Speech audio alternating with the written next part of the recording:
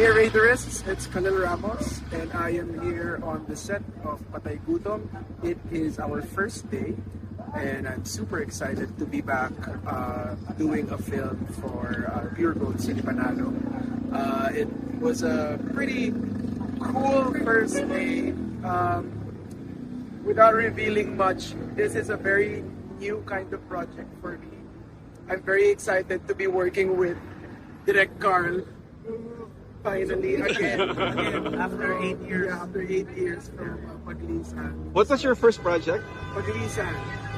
So, Okay. ganito very different kasi it's live action and animation po. So, this is a first for me in any type of project. What are your preparations sa character? Preparations, well, aside from the normal prep, of course, getting to know your material and building relationship with the cast. They gave me some films, reference films, to kind of get and draw inspiration and energy from. And then I had to familiarize myself with, I guess, the limitations of working technically as an animation. So kung papansin nyo, my shirt has outline. This is for the purpose of animation. So it's very new, very refreshing for me. Khalil, you're the best actor last year. Grabe. Pang best actor mo dito. Do you feel any pressure right now?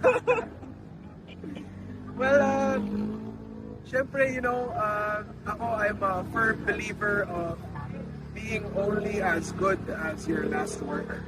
And as an actor, I personally strive to become better each time, to outdo each role and each project that I do. Gusto ko mas magaling at mas bago yung mabigay ko. I do not, of course, think of awards. I think that's very taxing. Masyado nakaka-pressure yun. I don't wanna live that life of trying to chase anything. More importantly, I try to do my best to tell the truth of the story in the best way possible, with, of course, the help of everyone on the set.